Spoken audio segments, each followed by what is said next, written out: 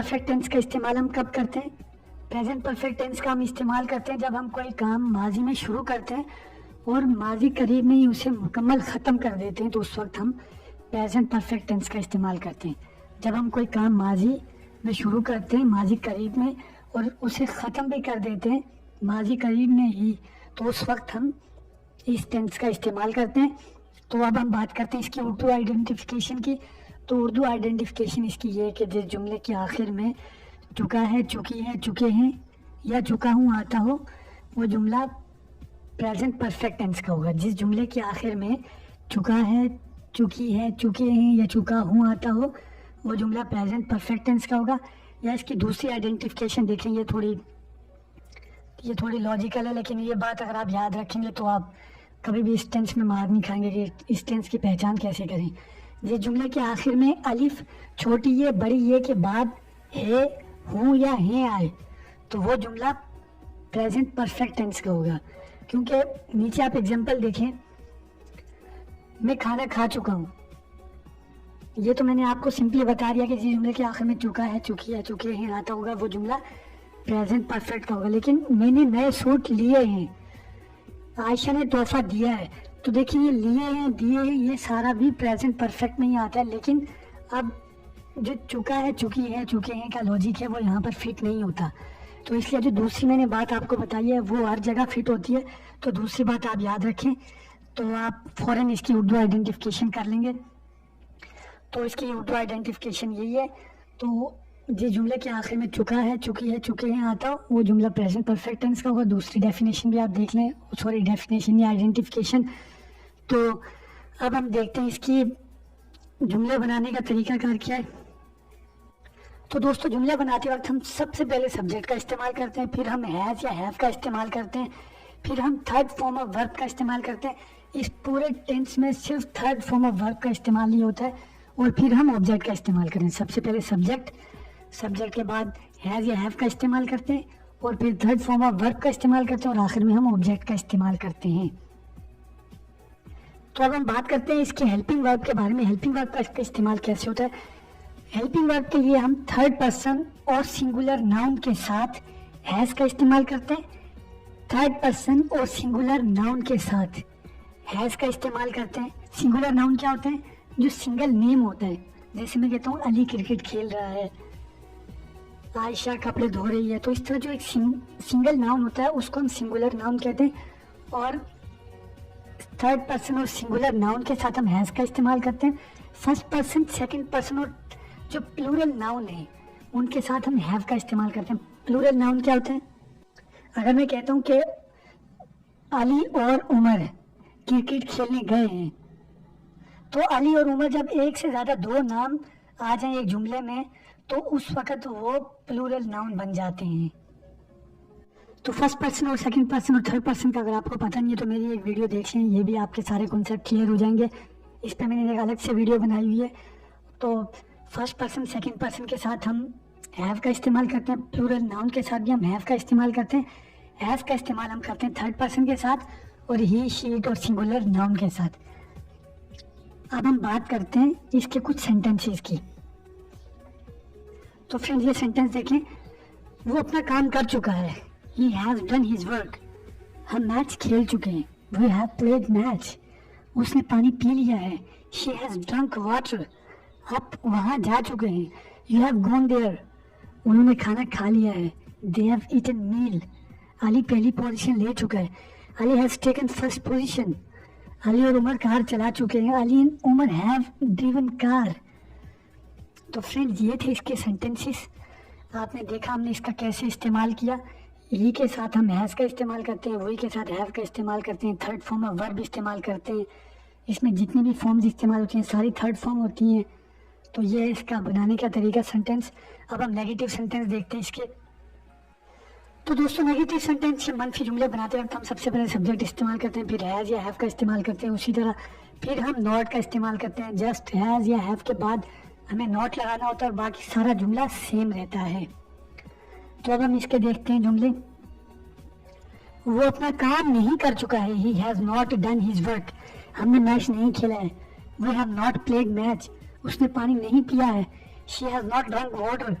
आप वहाँ नहीं जा चुके हैं, you have not gone there, उन्होंने खाना नहीं खाया है, they have not eaten meal. तो फ्रेंड्स ये देखिए, इसके नेगेटिव सेंटेंस जब हम बनाते हैं तो सिंपल हम क्या करते हैं, हैज़ या हैव के बाद नॉट का इस्तेमाल करते हैं और ये हमारा नेगेटिव सेंटेंस बन जाता है। और हैज़ और हैव का इस्तेमाल कहाँ कहाँ करना है मैंने हेल्पिंग वर्ब आपको सारे समझा दिए। तो अब हम बात करते हैं इसके इंटरोगेटिव सेंटेंस की। सवालिया जुमले बनाते वक्त हम सबसे पहले हैज़ या हैव को जुमले के शुरू में ले आते हैं, बिल्कुल फर्स्ट में हम ले आते हैं हैज़ या हैव को। फिर उसके बाद हम सब्जेक्ट का इस्तेमाल करते हैं, फिर थर्ड फॉर्म ऑफ वर्ब का इस्तेमाल करते हैं, फिर ऑब्जेक्ट का इस्तेमाल करते हैं और साथ में हम आखिर में साइन ऑफ इंटरोगेशन का इस्तेमाल करते हैं। साइन ऑफ इंटरोगेशन मतलब जिस जुमले में हम सवाल पूछते हैं तो वो इंटरोगेटिव सेंटेंसेस होते हैं, सवालिया जुमले होते हैं, तो इसीलिए सवालिया जुमलों की वजह से इसको साइन ऑफ इंटरोगेशन कहा जाता है। सवालिया जुमलों को हम इंटरोगेटिव सेंटेंस कहते हैं। तो ये सवालिया जुमलों का एक निशान होता है अलग से, उसकी आइडेंटिफिकेशन होती है, तो इसलिए इसको इंटरोगेटिव साइन ऑफ इंटरोगेशन कहते हैं। ये याद रखिए, जुमले के आखिर में, हर सेंटेंस के आखिर में जो सवालिया होता है, चाहे वो प्रेजेंट का हो, फ्यूचर का हो, पास्ट का हो, अगर इंटरोगेटिव सेंटेंस होगा तो ये साइन लाजमी आएगा। शायद मैंने आपको पीछे ये बात बताई हो या ना बताई हो, लेकिन ये बात याद रखें आप, कोई भी जुमला जो इंटरोगेटिव सेंटेंस होता है उसके आखिर में ये लाजमी आता है। अब हम इसके सवालिया जुमले देखते हैं। क्या वो अपना काम कर चुका है, has he done his work, क्या हमने मैच खेला है, हैव वी प्लेड मैच, क्या उसने पानी पिया है, हैज़ शी ड्रंक वाटर, क्या आप वहाँ जा चुके हैं। अगर हैज़ होगा तो हैज़ को हम जुमले के शुरू में लाएंगे, हैव होगा तो हैव को जुमले के शुरू में लाएंगे और बाकी जो मैंने आपको स्ट्रक्चर बताया वो सेम रहेगा। साथ में साइन ऑफ इंटरोगेशन लाजमी आएगा आखिर में। क्या अली ने पहली पोजीशन ली है, has Ali taken first position, तो ये है इसके सवालिया जुमले। अब हम बात करते हैं इसके इंटरोगेटिव नेगेटिव सेंटेंस की, मतलब जो सवालिया भी होते हैं और नेगेटिव भी होते हैं। जैसे क्या वहाँ नहीं जा रही, तो ये जुमला देखें तो इसमें हम क्या करते हैं, सवालिया भी है लेकिन साथ में नेगेटिव भी है। तो ये जुमले कैसे बनाए जाते हैं, इंटरोगेटिव नेगेटिव सेंटेंस में हम यानी कि सवालिया मनफी जुमलों में हम सबसे पहले हैज़ या हैव का इस्तेमाल करते हैं, फिर सब्जेक्ट का, फिर नॉट का इस्तेमाल करते हैं, तो ये हमारा सेंटेंस बन जाता है। और बाकी सारा सेंटेंस सेम रहता है जैसे होता है, सबसे पहले हैज़ या हैव का इस्तेमाल, फिर हम सब्जेक्ट का इस्तेमाल करते हैं, फिर नॉट का इस्तेमाल, फिर थर्ड फॉर्म ऑफ वर्ब, फिर ऑब्जेक्ट और आखिर में हम साइन ऑफ इंटरोगेशन इस्तेमाल करते हैं। अब हम इसके भी सेंटेंस देखते हैं कि इसके सेंटेंस कैसे बनाए जाते हैं। क्या वो अपना काम नहीं कर चुका है, has he not done his work, क्या हमने मैच नहीं खेला है, have we not played match, क्या उसने पानी नहीं पिया है, has he not drunk water.